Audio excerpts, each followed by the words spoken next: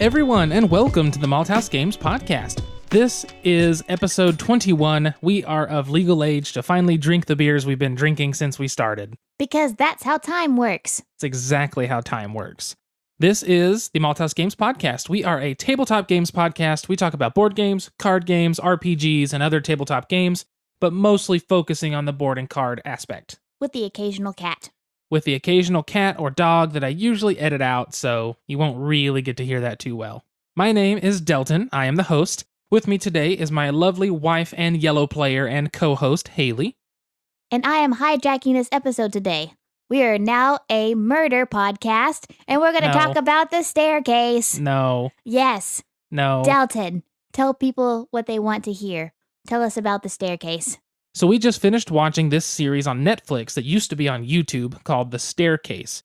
It's a murder mystery documentary, sort of in the veins of, was it Making a Murderer? Yes. Kind of not as thrilling as Making a Murderer, but it still aims to exonerate someone, or the director says it wasn't their aim, but I kind of think it was their aim. It was a good documentary, though. I mean, obviously there was bias behind it, and everything you read, I mean, I'm pretty sure anybody who watches these murder mystery documentaries goes on and reads, like, what evidence was left out of the documentary. Thank you, Reddit. Yes, because we do that as well. And it was really good, though. It was an entertaining show, gives you some evidence here and there. It does leave things out that I guess have been talked in more depth about on some podcasts and in some books, and so we might listen to some of those podcasts about it. It was the owl. There is an owl theory.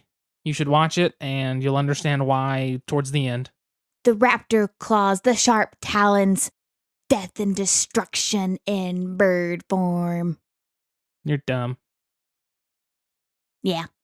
Anyway, it was really good. We had fun with it. It was only like 13 episodes or so. That's been entertaining to watch, but that's what we just finished before this. It made my anxiety kind of high. Not gonna lie. A little bit for sure.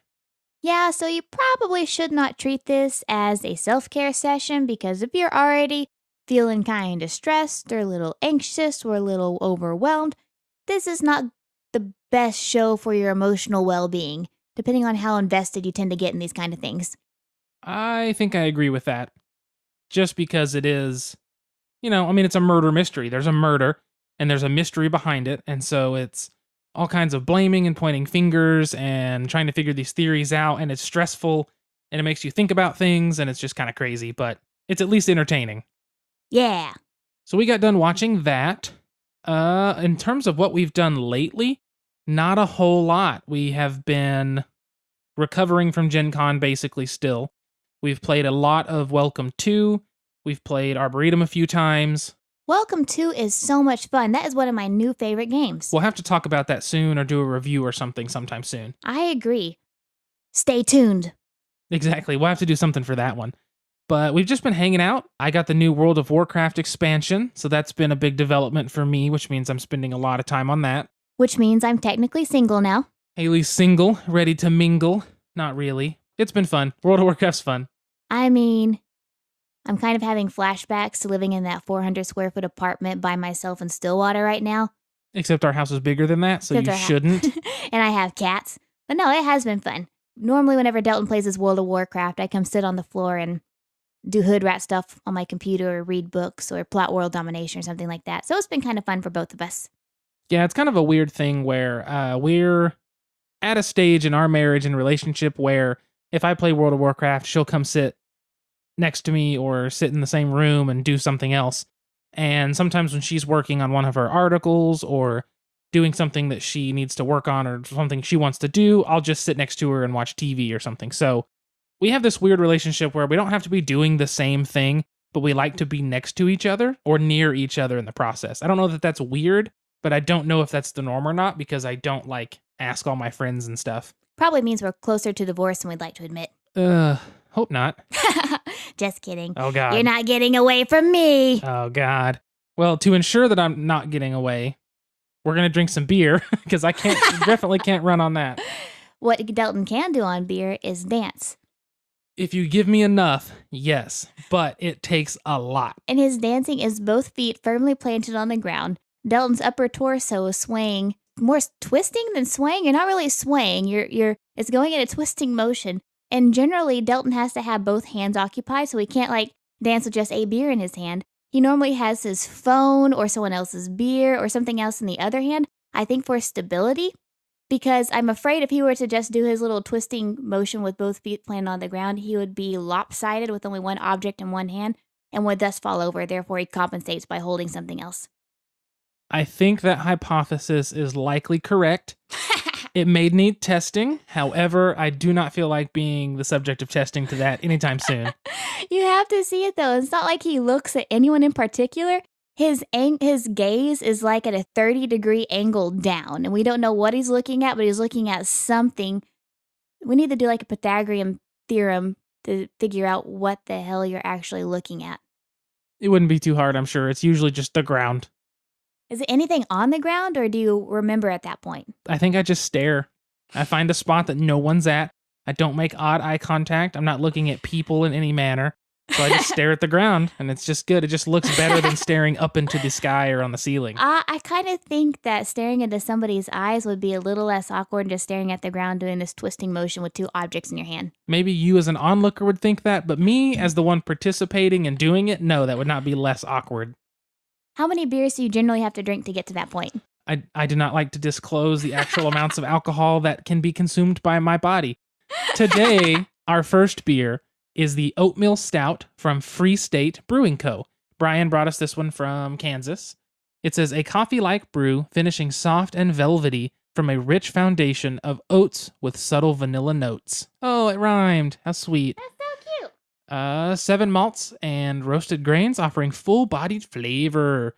I do love an oatmeal stout. This one has a really cute puppy. I don't know what kind of puppy that is, but it's very fat-faced. It's technically speaking a soft puppy. Is that the technical term that all the vets use now? All the vets. Soft and or cuddalicious. Alrighty, what should we drink to? I don't know. This brew is very dark. It's got a nice thick head on top. That's what she said. Thank you. How's the aroma? It smells like cocoa nibs. It's very sweet smelling. I mean, it smells like an oatmeal stout. It's like cocoa nibs at first, but then like a light tobacco tar after smell. Tobacco tar after smell. Yeah, you get me. Whatever. I'm just ready to taste it. Let's toast to 21 years of age, I guess, which is for the podcast, not us. We're older than that. Well, podcast is only really 7 months old. No, every episode of this podcast is a year for the podcast. It's just right. it's like dogs. Dogs have dog years. Podcasts have podcast years. This is our 21st podcast year. It takes, hold on.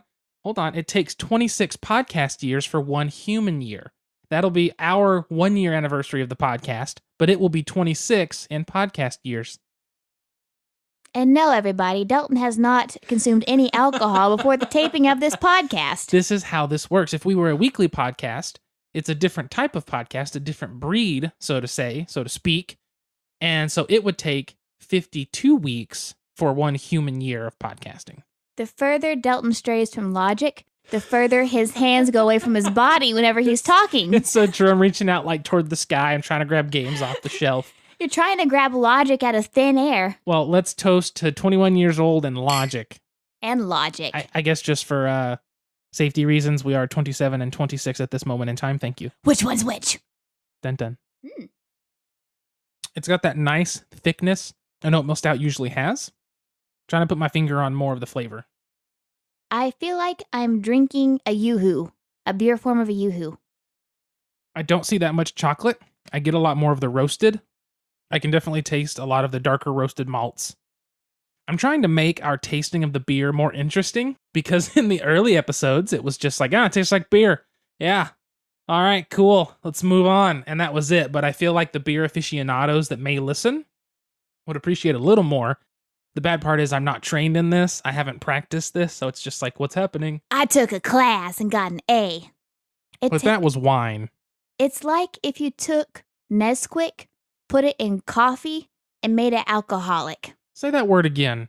It's like you took Nesquik and put it in coffee and made it alcoholic. I believe it's Nesquik, not Nesquik.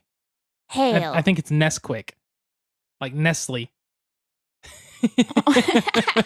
Haley's entire world just rotated upside down. All right, archipelago. I don't know how to say the word archipelago. It usually comes out as archipelago, just FYI. I know we've talked about this before, but... We have. I'm a moron. It's fine. No, you're not. I said Nesquik. You did. You did. Well, that's our first beer. I say we move on from here. We had a new friend, Colin, come over. Colin. Oh, God, you yelled. Oh, my eardrums. He came over to the house on Monday night, which was 2 nights ago. On grad school eve. On the eve before he started grad school. And he brought over a game for us all to try. He had kickstarted it, was excited to play it. His game group didn't really seem interested. And so we said, bring it over. We will give it a shot. Oh, here's the door. It's straight ahead. It's a game. So the game we are talking about that Colin brought over is Root. So Root is a game published, produced, whatever, by Later Games, Leder, I think that's how it's pronounced. It is designed by Cole Wehrle, is how I'm going to say it. It looks like Wehrle, or Wehrle, Wehrle. I'm assuming a German-esque style name, so like Wehrle. We'll see. The artist is Kyle Farron, and I guess that's it for the list of people. So Root is essentially what you would call a war game. Now, I do not have experience with many war games. If I do, they are of the very, very light version. Root is themed in a wooded area with some clearings, a river, and some little pathways between the clearings. There are 4 different races, I guess you could say, in Root. There are the cats. Species? I guess it would be species. In like a fantasy game, they'd be races. In other ones, they would be armies. In this one, they're like species, sort of. You have the cats. Les cats. You have the mice. Les mice. You have the vagabonds. Vagabonds. And you have the, Colin said Erie. I think it might be Irie, but I have no idea. It's Eyrie, but they're birds. So the way the game functions is on your turn, you take a certain type of action dependent upon what species you are playing. If you're the cats, you have your own different actions you'll be taking on your turn than the birds, who have a programming board. And it's different than the mice, who use this kind of place a token early on in the game, and then later on that token turns into a revolt of the people. And then you have the vagabond, who runs around doing vagabond things. I guess we didn't get to play with that one because you don't in a 3-player game unless you're using a scenario. So what makes this game interesting is it is asymmetrical. So every single one of the factions, one of the species, functions pretty much 100% differently than the other factions. You still can make movements, you can still make attacks, but the main thing you're doing in the game and the main way you score points is completely different than the other people. That's what makes this game strange to explain. You have the forest with different clearings. The clearings are connected by little dotted pathways. You start with some people on the board or spread out on the board. Everybody has their kind of like home bases. For the birds, it's roosts. For the cats, what was the cat's base called? Recruit? It's like this giant castle thing. Well, they had one that you could recruit people to, and it was like a handshake. Yes? Something like that. There's a story behind the game, which is like the cats are a very industrious species. They're the imperialist. Basically, they're building and they're trying to use the forests. Using the natural resources of the land and kicking others out. They are Great Britain! Essentially, yes. The birds are kind of like communism. They just try to fascism. spread out. Fascism. They just spread out and Like want the to Nazis. take over everything. Take over Poland. In an ordered fashion. Stop. Except when Delton plays it. Stop it. And then there's the mice, who are leading a revolt against the cats. Basically, they engage in guerrilla warfare. Essentially, yes. And so the way the game works is the cats basically build sawmills that make wood, use those wood to build more buildings. That's their main way to get points. The birds are going to build roosts, spread out, and the more roosts they have, the more points they're going to gain. So they're just trying to spread out across the forest as best they can, but they actually use a programming board where you will place cards in it that you have to abide by. If you fail to abide by any of them, you take a big penalty. The mice place these little tokens where they start to place ideas in the people's heads that the cats who are running everything aren't necessarily the best. And essentially they can later in the game, Sympathy. they place sympathy tokens out on the board. Later in the game, they have the ability to cause a revolt or an uprising, placing then mouse soldiers on the board that they can actually physically use to go take over things. So the way the game plays is everybody takes their turn, expanding on the board, fighting. I do like the combat.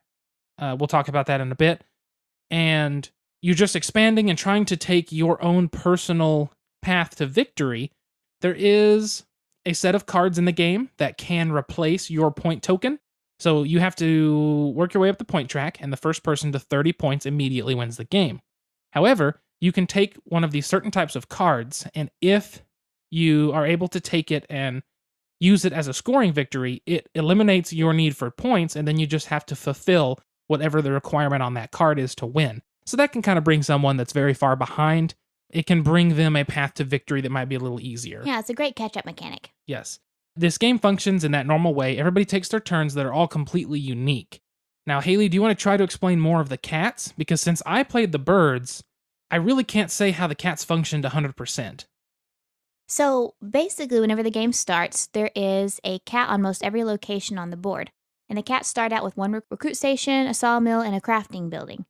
What I did was try and recruit as many cats as possible and build more sawmills and then build more crafting stations so I can build more sawmills and I can build more things to get points quicker. So basically, my main goal in the game was to build things to get points so I could craft things in order to secure my points. For me, fighting really wasn't in my best interest because I was able to get points quicker through the natural talents of my cats, which is be crafty. Crafty. Okay, so yeah, that makes sense.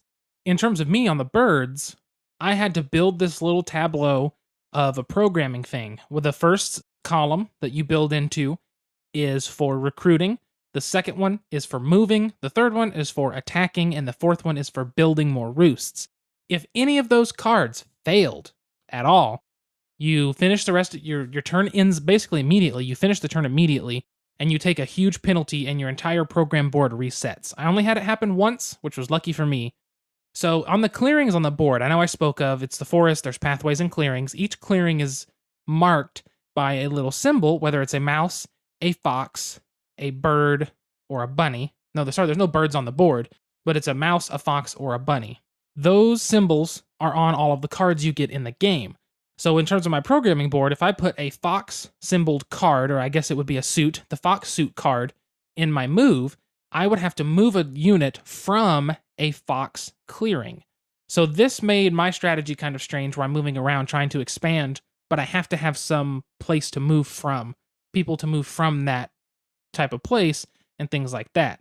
It made it very strange, but it was neat. The bird cards, the bird suit cards, I should say, are wild. They can count as anything. There are also cards you can craft, and those cards that you craft provide an item and some points. The item you don't use without the Vagabond being out. We did not have the Vagabond out, so we did not get to see how the items worked with that. However, you could get points from crafting those cards.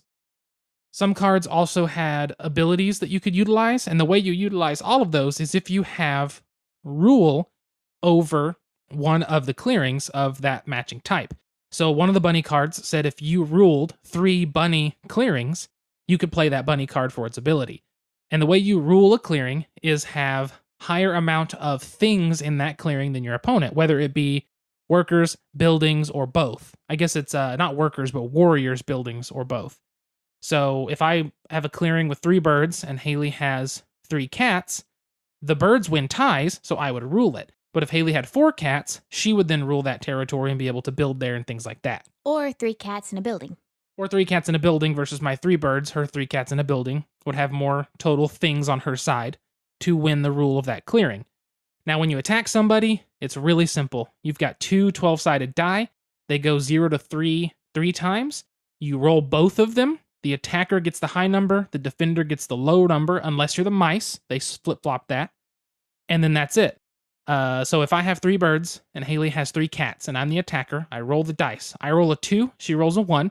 I kill 2 of her units, she kills 1 of mine. Nice and simple. You can only kill as many units as you have on the board. So if I had 1 bird fighting 3 of Haley's cats and I rolled a 2, I could only kill 1 cat because I only have 1 unit to do that one of the 2 damage, if that makes sense.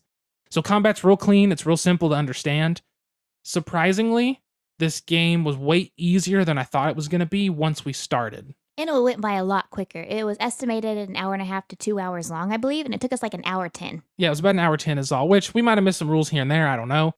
But I don't think we did, and it just went quick. I think we were all adequate in our decision making. We didn't take too long. I think I took the longest, but I also had the programming board, which made me have to take the longest. Right. Dalton's analysis paralysis was not prevalent in that game. It was not, thankfully. But the game flowed really well.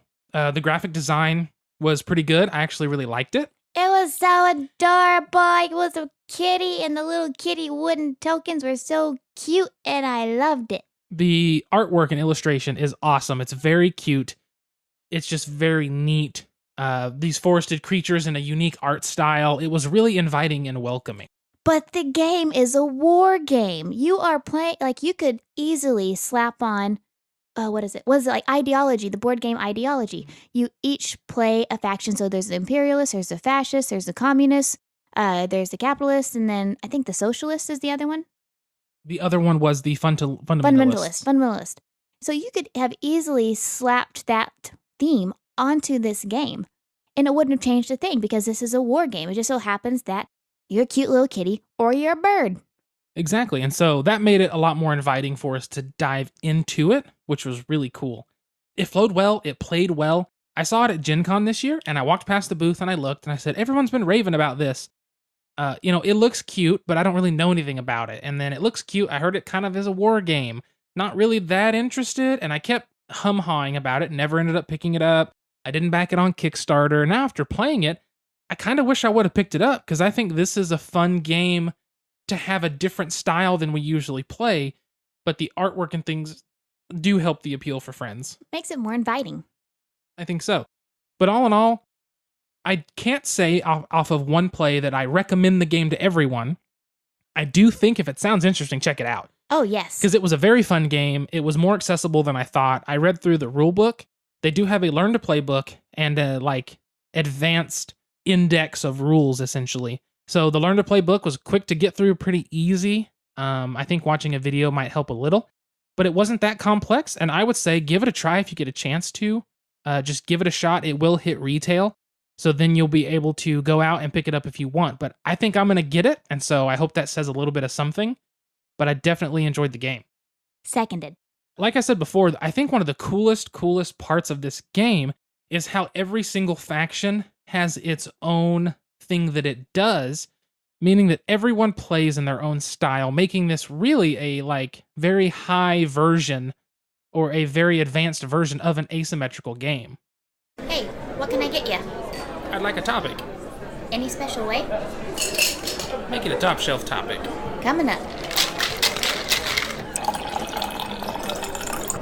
Enjoy. So before we get into the topic today, we're going to open our second beer because we've already finished the first one. This is Preacher's Daughter Amber from Fountain Square Brew Co., which is out of Indianapolis. I believe we had a Fountain Square last time?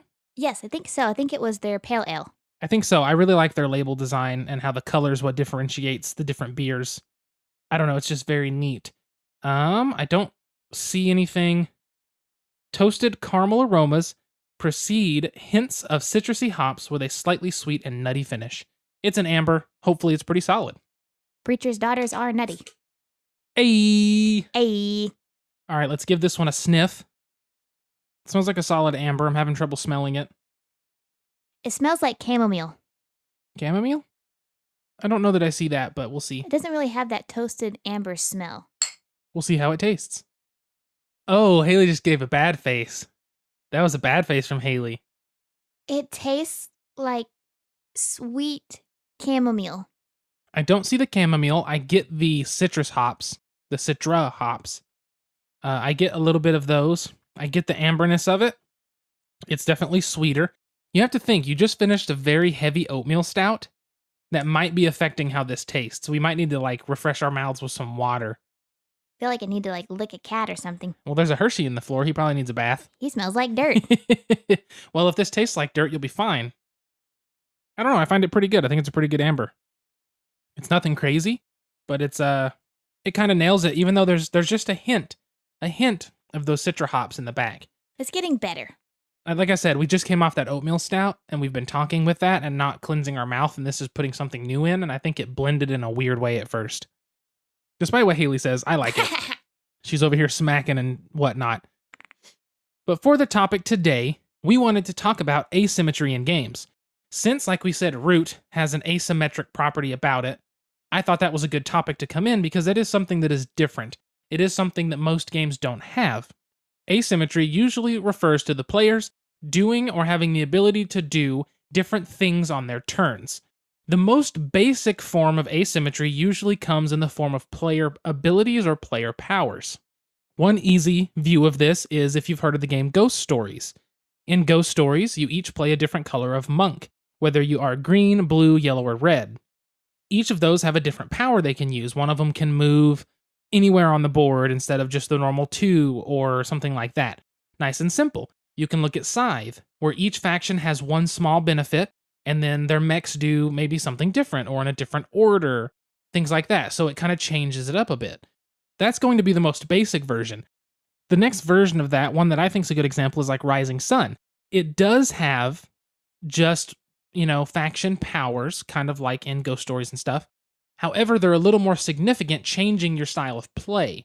Where in Scythe or in Ghost Stories, you're going to play essentially the same, just with a benefit here or there.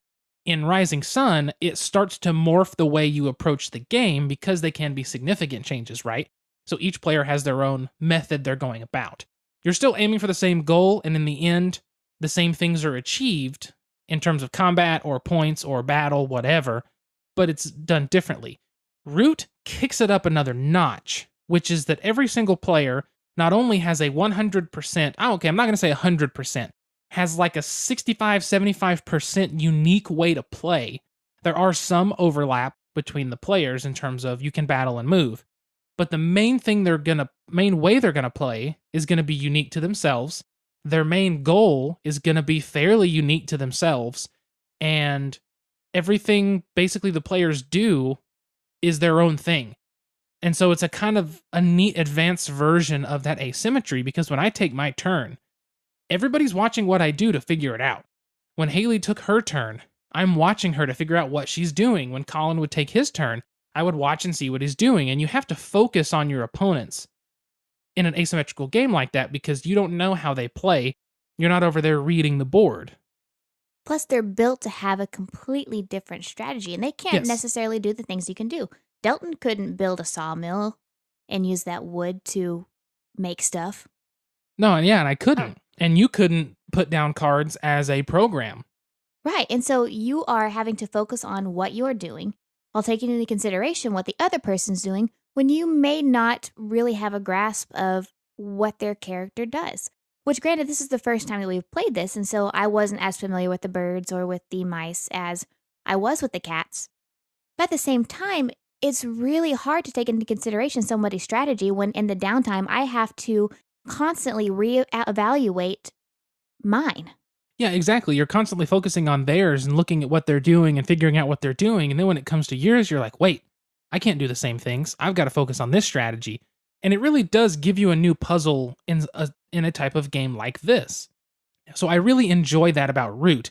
I think the asymmetry is really good. Another game that's kind of a super iconic game for asymmetrical play is going to be Android Netrunner. It is right. It is now discontinued or being discontinued. Boo! Which is super sad, even though I never kept up. But the game has two different players. It's a 2-player card game.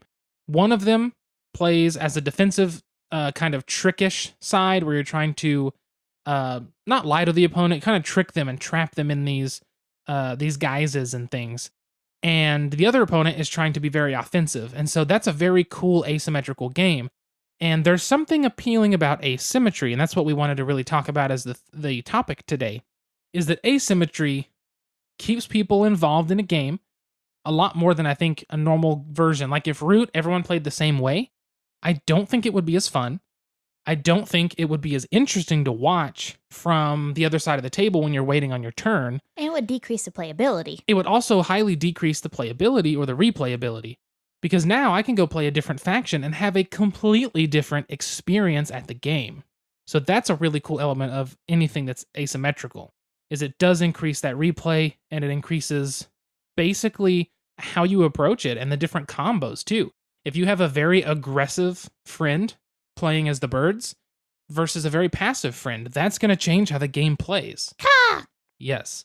So what are your thoughts on asymmetry in general? Do you think that they're a little bit inviting to people? Do you think that they're maybe off-putting? Is there anything you think asymmetry benefits from or is detracting from the game or something like that? I think that if you are teaching people who may be unfamiliar with this type of game, it might be more difficult to teach an asymmetrical game. Not that all people aren't able to play games. I mean, you can teach a new player a difficult board game. But if you're teaching multiple players at once a new game, it might be more difficult to teach an asymmetrical game because you're having to teach each person a different board game, more or less. However, I don't think that should keep someone from teaching this game. I think that it is asymmetrical games are, like Delton said, inviting. They're new because they keep the game new. Like, I could play the birds next time I have a completely different experience. They keep a new energy in the game. And it keeps you guessing the whole time. Like, I really, even though I'm watching Delton, he lays his cards out in front of him. I know what he's doing. I don't know what he's doing, and I don't know what he's going to do next. It's harder for me to follow what his next move is going to be. That's true. It takes the idea of a war game or I guess you could almost say area control game in this case, which I guess a lot of war games tend to cross over into area control. I don't know. If I'm abusing the term war game, please let me know because I'm not sure. It's one of those things where we're fighting for control on the board. If it didn't have asymmetrical powers while we're trying to take control of all these clearings, we're all just going to be doing the same thing, rolling dice and attacking. And Colin kind of made the comment this is what Risk should have been. Instead of just rolling the dice and everyone doing the same thing, there's just that extra step. There's just that extra bit of powers and abilities and playstyles that make it interesting. The Ukraine is weak. Yes, the Ukraine is weak. But asymmetry overall, I think, is very, very interesting to add into games. I think it gives us something we haven't seen enough of. I feel like, yes, there is asymmetry in terms of player powers and different things like that. And then a game like this, or their other game is Vast. Vast also has asymmetrical powers where everyone has their own role. A lot of you may be thinking, well, what are some other games that I've played that have asymmetrical powers at least? Well, if you think about it, if you've ever played One Night Ultimate Werewolf, you've played a game with asymmetrical powers. One person's the seer, one person's the troublemaker, someone's a werewolf. You all have different things you're doing to achieve your goal. Yes, it's not as extreme as something like Root, which I know Root's probably not the extreme for asymmetry, but I do find it to be more extreme than most. But something like Werewolf, or if you look at Avalon, if you play Avalon as Merlin, or I don't know any of the other roles because we never use them, but if you play as like Merlin, yes, you're on the good team, you're still trying to win for the good team, but you have something unique that you can do that differs from everyone else. So that's kind of a version of asymmetry thrown into some of our favorite different deduction games. And so it's something that I think we see a little bit of everywhere, but when it's pushed and pushed more to its limit, such as in Root, I find that it really does increase the playability and increase the fun in the game, because otherwise I don't know that Root would be as good. And why else is Root good, Delton? Root is also really good because the artwork is just stinking adorable. Which brings us to the question. And now, join us for a Malthaus Games podcast special, Pint-Sized Question. Today's question is nice and simple, based off of our experience with Root on Monday night. Do you think that the look and theme of a game would attract or repel a player based on it alone for a genre? Or, I guess a better question, a better way to phrase this would be, do you think certain games could be rethemed and be much more appealing for people to play? yes. All right, that's the show. Bye, folks. Bye. No, basically, I'm saying this in a weird roundabout way. Do themes need to be more drastically out there or different? Yes. And why? Well, I know we've talked about before female representation in board games and various age representation in board games. Just those, it has nothing to do with the gameplay necessarily, but having those characters in the game draw people to it. The same thing with the cutesy themes. I feel like, now this is from my perspective, 6 years ago, I wasn't a hardcore board game player. I played my Apples to Apples, my Monopoly, and that was about it. I believe what would have kept me from getting into board games before I met Delton was because my perception was a lot of board games are your trading in the Mediterranean, your medieval, your dragons, your knights in shining armor. And, a lot of Dungeons and Dragons and a lot of your classic games kind of follow that farming, that industrial, that medieval theme. And so I felt like that would have been a turnoff to me if Delton hadn't come along and showed me, no, these games are really awesome. And so you take a game like Root, and Root is a hardcore game. It is a ward game at its core. I don't think that you need to apologize for that because I really do think it is a ward game. My fear is by applying the cutesy kitty cat, bird, woodland creature theme to it, that people won't take it as seriously as it is because it has that cute theme. When at the same time, it can easily draw more people in because the theme is more inviting to other people. Not to say that medieval themes aren't inviting by any means, because, Delton is really into the medieval stuff, especially whenever he was a teenager in early college. He was really into the Viking and the medieval, and so that interested him, that drew his attention. Not to say those themes are bad, but if we apply these different themes to harder board games, then I feel like it will bring more people to it, because I feel like the harder the board game, the more complex the board game, the more likely it is to become this European farming medieval something or another game, whenever it doesn't have to be that way in order to be a decent, good, complex game. And I completely agree with that. If they take some of the games and just throw a theme on them that's a little more interesting or a little more unique, do some illustration that's like Root, very cute, very different, and very unique, I feel like they could draw more attention to games that you wouldn't actually expect the attention to be drawn to. So look at a game that I love, like Terra Mystica. Terra Mystica is almost your standard fantasy. You've got giants, you've got, different things like that. And if that theme was something different, if it was something a little more outlandish, not so high fantasy trope, you know what I mean? It's not just a standard high fantasy theme. If they did almost anything else with it, which they did make their new version, I want to say that's what Gaia Project is, and it's in space. Ooh, space again.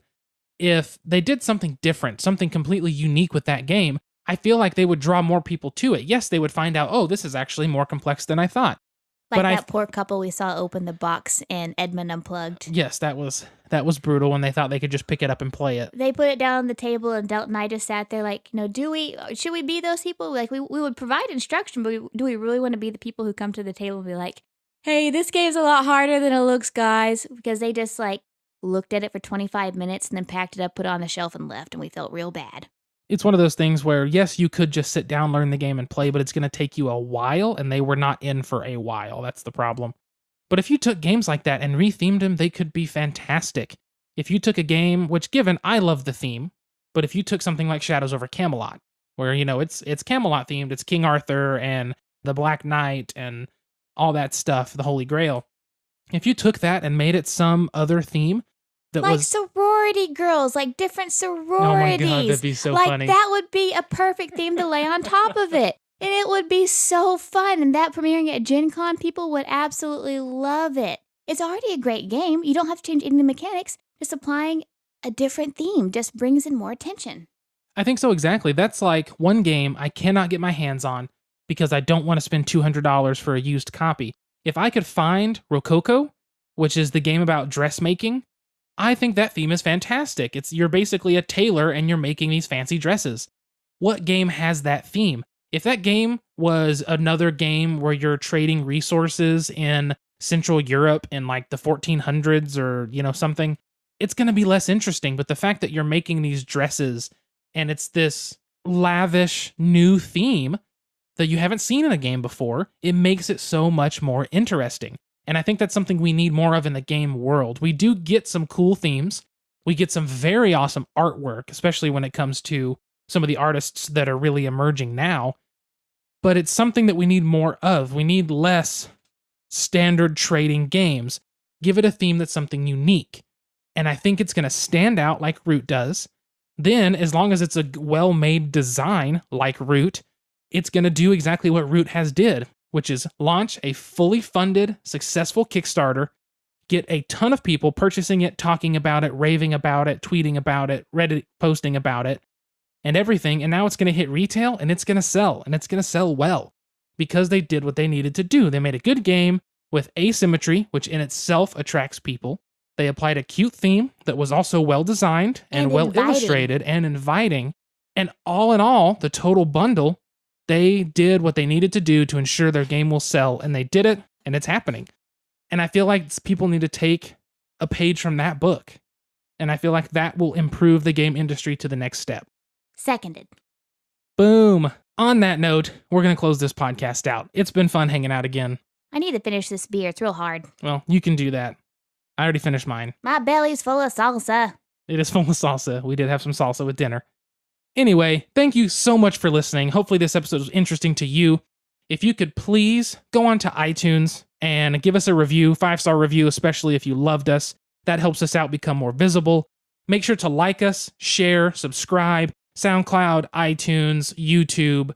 You know, we're on Instagram and Twitter and Facebook at Malthaus Games. It's Malthaus Games. Nice and simple. You can find us personally on Twitter and Facebook. I am at Delton Brack on everything.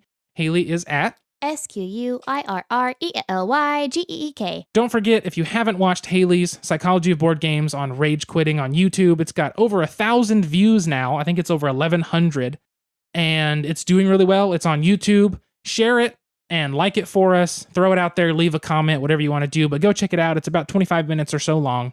Thank you. And hopefully my horrible screen slideshow editing isn't terrible in it for you. It was informative. Thank you, Delton. It was helpful. But thank you guys for listening so much. I guess we're going to let you go. I think I'm going to play a little bit of WoW this evening after I turn the fan on because I am sweaty.